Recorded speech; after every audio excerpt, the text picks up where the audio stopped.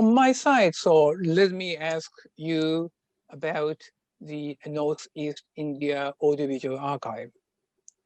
I knew that the first time that I knew your archive on the occasion of kind of screening of kind of North India documentary programs at the Yamagata International Documentary Film Festival last year. And I watched some of the film in the kind of program, including Aribam's documentaries, which I was very happy to see his film. And I was so impressive with of course, the content of these works, as well as a kind of sort of aesthetics or the in visually and also kind of audibly elements of the. And at the same time, so I had that kind of conversation with sorry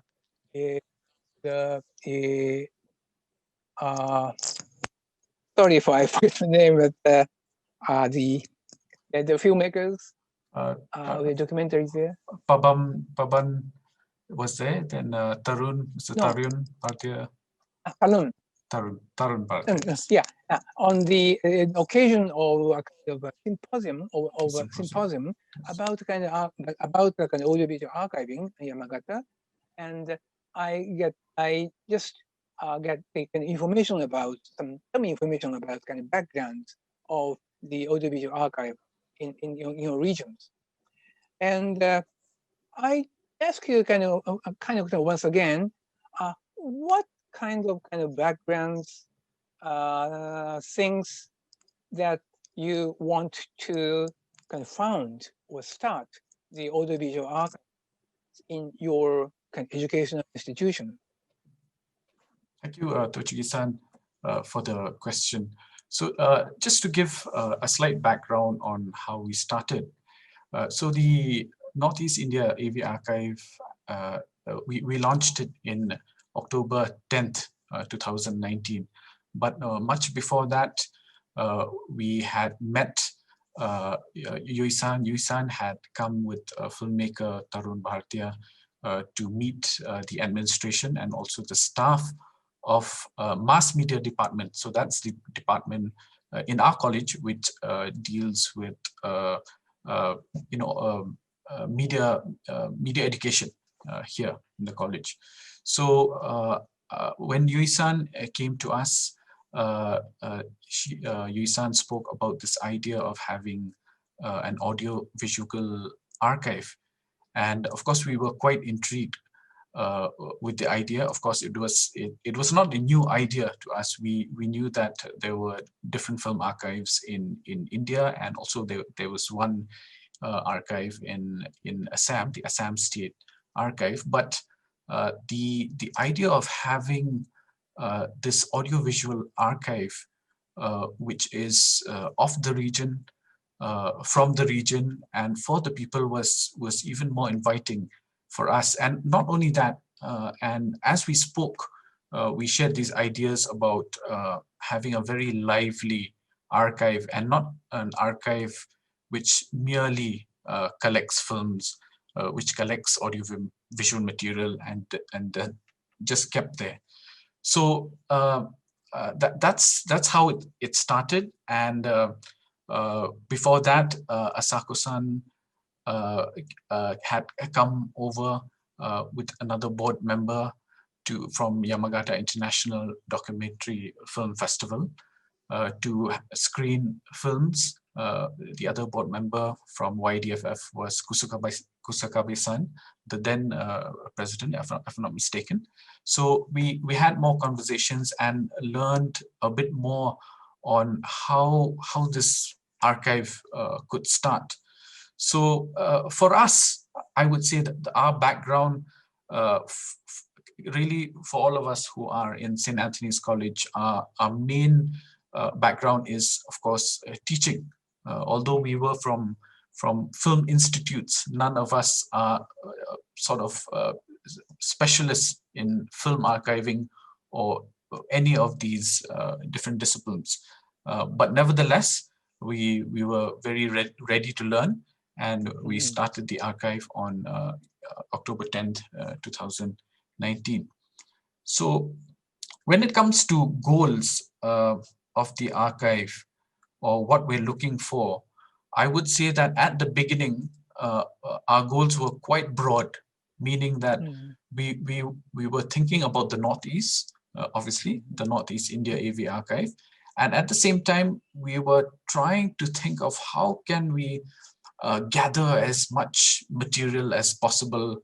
That was the first thought, okay? But soon we realized that this is, a momentous, I would say a large, gigantic task, mammoth task, so to say.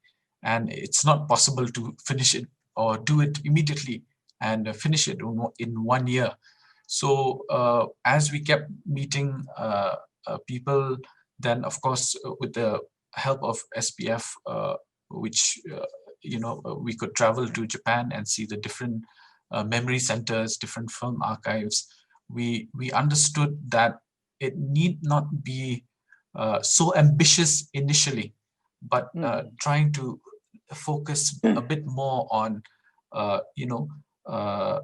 individual filmmakers, perfecting perhaps that process, or maybe the workflow, or the goals for that, but for that particular filmmaker. So that's how actually we streamlined our work more, which led us to traveling to Imphal and meeting you. And so from then on, we are being more specific on how you work, and of course looking for more collaborators, like you were saying, who are specialists in either photography or other mediums. So that's how we started. Yeah, I understand. Very well as a kind of a background of kind of launching the project of audiovisual archive. Maybe I think so. You should be very familiar with the audiovisual cultures in the region, not only the contemporary culture, but also the tradition of the audiovisual cultures, which is very active, popular, and challenging or energetic, the region. And on the other hand, looking at kind of the film communities, film archiving communities in the worldwide, of course, some of the film archives are located in the academic institution, like a university, college, or the other kind of education institution. In your case, the kind of project, of course, so you are also the academic, we are teachers. So your project is based on the St. Anthony's College.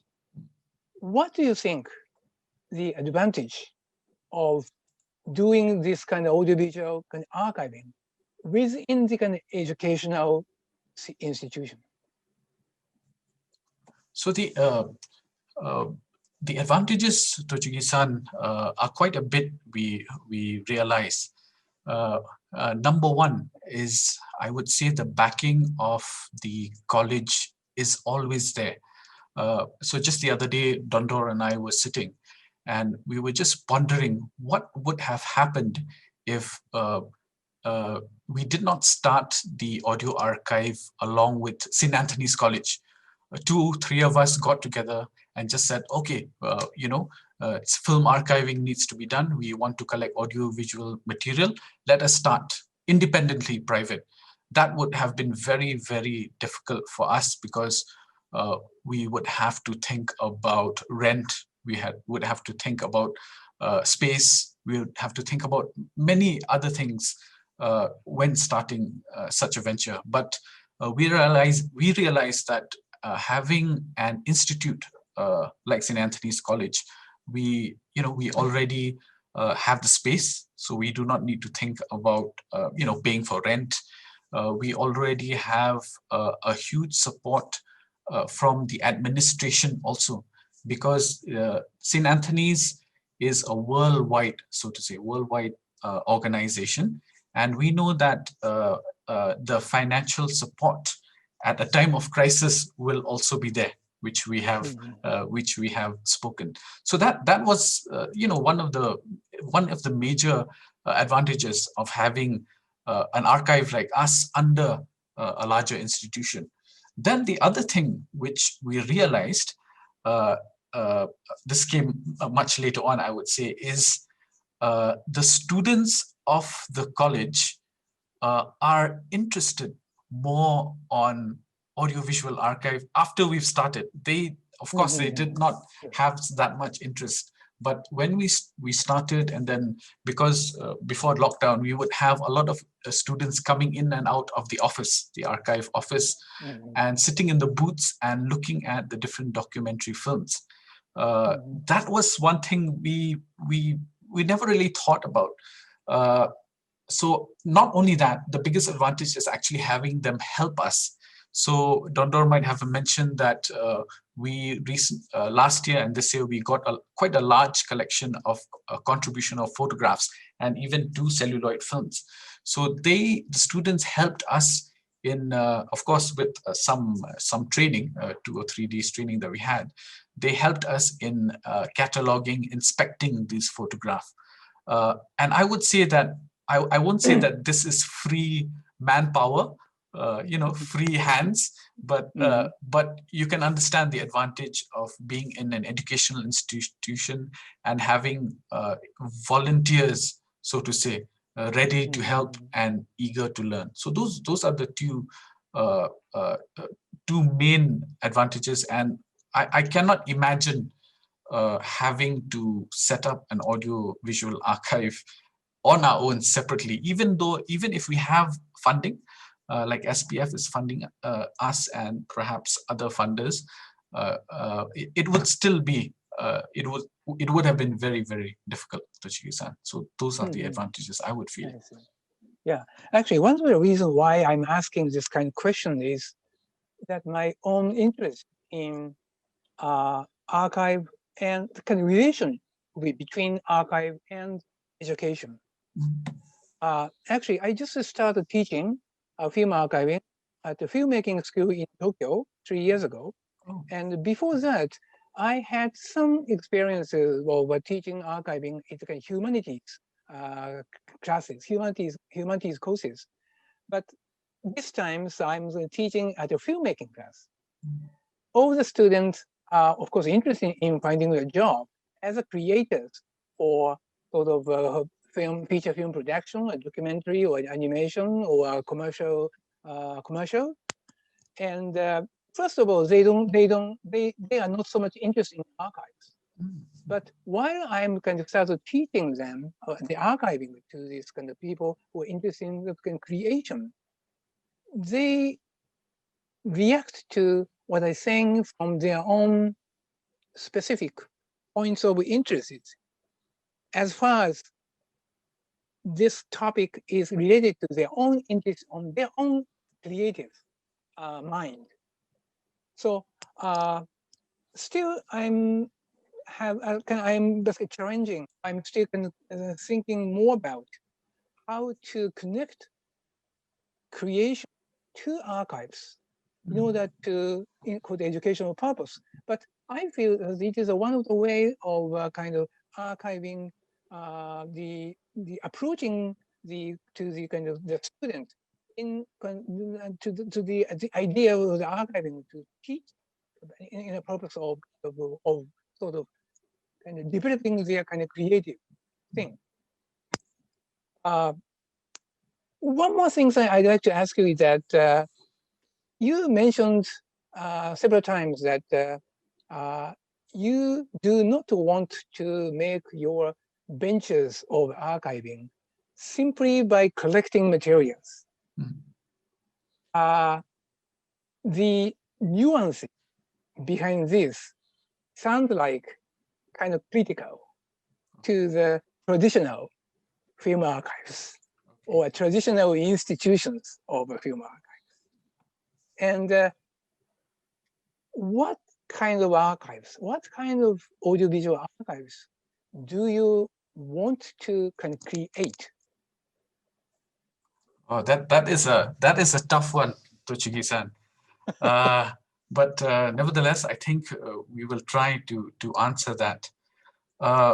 Primarily, the archive that was started here, it is based on preserving material, preserving memories, and also histories of Northeast India, which, if you look at the history of India, if you look at the demographics, if you look at the geopolitical situations, the people of Northeast are quite different in tradition, culture, and also faith. So, that is, I would come at it from that angle. That is our main goal of collecting material of these cultures and making sure that future generations get to see that. Now, the second part is, why don't we collect everything? Because of late, I would say that material that is coming out even from Meghalaya, from other states, could be quite contemporary, which is fine. But right now, our focus is more on material, either audio or photographs or film or video or newsreels, which is speaking or talking about the culture, the heritage, the beliefs, and such things of the people of Northeast. So I think that's why we're a little bit more specific and not trying to be careful not to collect everything, but looking at these material first. But then again, Tochigi-san, we could always use your advice on how we are setting our goals and whether we're a bit off track with this particular direction that we are heading. Yeah. I mean, thank you for just commenting on this, because I mean, unfortunately, in the history of film or audiovisual, being underrepresented in audiovisual film media is almost equal to underpreserved, underconserved, underpreserved, under-restored. And so in this sense, that in kind of reaction to the kind of situation, I mean, archivists in many cases should kind of depend on the regions, traditions, or cultures, or as you said, beliefs of specifically to this. And that is kind of one of the very sort of philosophy of making a very regional kind of audiovisual archives, I think. And thank you for your comment on this. Thank you for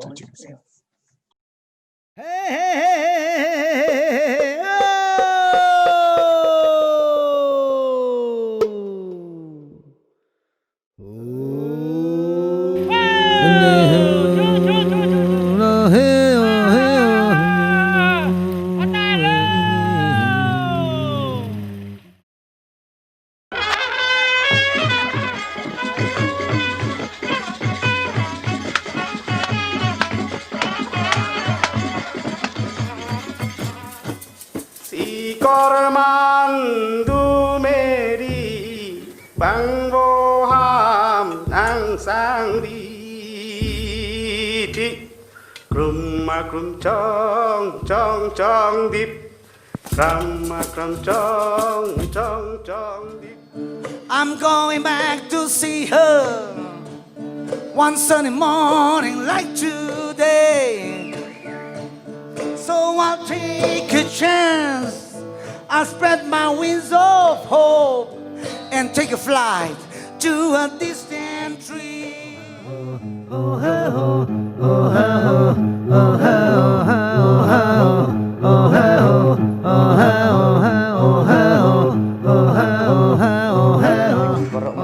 sat ai imat ikot sela badan nak thok mentah la kila tabai ka dega jing sha okan yang ka dei pak pla hatu kam dei kam dei kam ta beli bisat kala batu tiap bakari ka si mentah ka sat mara pabun poi hat berkam bari pro kim pa partai sen ai ba beli pajak bang tip ai satang ka jing kili sa balai